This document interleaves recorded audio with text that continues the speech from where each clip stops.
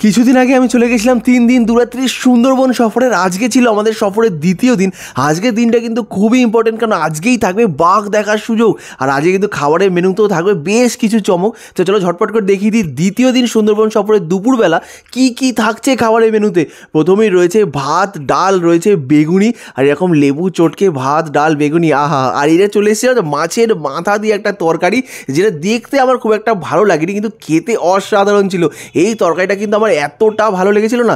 আচ্ছা, তোমরা আগের ভিডিওতে অনেকে কমেন্ট করে জানতে চেয়েছো যে আমি কার সাথে গেছি, আমার কত খরচ হয়েছে। দেখো, আমরা কিন্তু গেছিলাম সুন্দরবন সরকারদার সাথে, আর এখানে গেলে মাথা পিছু খরচ ৩,৯৯৯ টাকা, যার মধ্যে 3 দিন 2 রাত্রি থাকা খাওয়া সব কিছু আনলিমিটেড, একদম ক্যানিং টু ক্যানিং পরিষেবা দেন। আমি স্ক্রিনে কিন্তু নাম্বার দিয়ে রাখলাম, তোমরা যারা চাইছো একবার ফোন করে বুকিং করে নিও। শীতকালে সুন্দরবনের থেকে ভালো জায়গা আর কোথাও হয় না।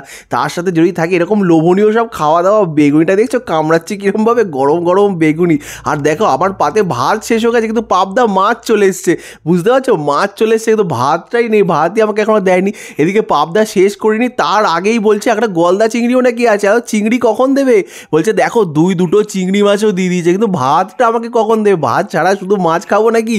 সুন্দরবনে আসলে কত রকম কত কিছু দেখতে হয় বলো তো।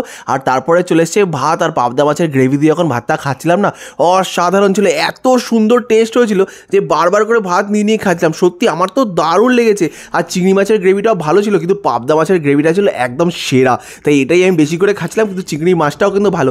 আচ্ছা, এই চিংড়ি মাছটাকে গলদা মাছ না বাগদা চিংড়ি কোনটা বলে আমি একটু কমেন্ট করে জানি তো তোমরা। আমার তো দারুণ লাগছিল। আর এনাদের রান্নাবান্নাও সত্যি অসাধারণ ছিল, রান্নাবান্না খুবই ভালো, মানে তোমার পেটের কোনো সমস্যা হবে না, কিন্তু খেতে দারুণ লাগবে। তোমরা যারা যারা সুন্দরবন আসতে চাইছো অবশ্যই একবার ফোন করে বুকিং করে নিও। ৩,৯৯৯ টাকা মাথা পিছু খরচ। কিন্তু যদি তোমরা ভিডিও দেখে, মানে আমাদের চ্যানেলে ভিডিও দেখেছো এরকম যদি বলো ফোন করে, তাহলে কিন্তু তোমরা পেয়ে যাবে কিছুটা ডিসকাউন্ট। আর দেখছো, আমি কিন্তু চিংড়ি মাছটাও ছাড়বো না, জানো তো, চিংড়ি মাছটা কামড়ে কামড়ে খাবো। সুন্দরবনের এখানে লঞ্চের মধ্যে বসে দেখছো কি সুন্দর হাওয়া দিচ্ছে, আবার রোদ্রু হয়ে উঠেছে, মানে সব কিছু মিলেমিশে একাকার। পাশে তো জঙ্গল রয়েছেই, সেখানে কিন্তু বাঘ, হরিণ, কুমির দেখার একটা বিরাট সুযোগ থাকছে। এত সুন্দর জায়গায় ঘুরতে কার না ভালো লাগে বলো তো। তাই তোমরাও আর দেরি না করে ঝটপট ফোন করে বুকিং করো আর চলে আসো সুন্দরবন। আর দেখছো, তারপর চলে এসছে চাটনি, এখনও খাওয়া শেষ হয়নি, চাটনিটা চলে এসছে। চাটনি ছিল আমরা আর জলপাইয়ের চাটনি, তার সাথে রয়েছে পাঁপড়।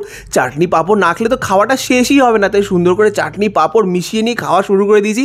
বেশ টকটক মিষ্টি মিষ্টি ভালো লাগছিলো, কিন্তু খেতে হেভি লাগছিলো। আচ্ছা, এই জায়গায় যদি টমেটোমের চাটনি বা অন্য কোনো চাটনিও, তাহলে কি তোমাদের বেশি ভালো লাগতো? আমার তো এই চাটনিটাই বেশি ভালো লেগেছে, দারুণ লাগছিলো কিন্তু খেতে। আর চাটনিটা আমার এত ভালো লাগছিলো যে আমি তো আঙুল চেটে খাচ্ছিলাম। জানি দেখতে খুব নোংরা লাগছে, কিন্তু কি করবো, আমার তো হেভি লাগছিলো। আর খাওয়ার পরে চলে এসছে ফল, কারণ ভাত খাওয়ার পর ফল খেলে নাকি তার ফল ভালো হয়। আর আজকে ফলের মধ্যে ছিল কমলা লেবু, যেটা শীতকালে বাড়িতে থাকলে প্রায়ই খাওয়া হয়, মাঝে মাঝেই খাওয়া হয়। এইখানে বসে লঞ্চে কমলা লেবু খাচ্ছি। ভিডিওটা কেমন লাগলো তোমাদের কমেন্ট করে জানি, ভালোটা লাইক করে দিও।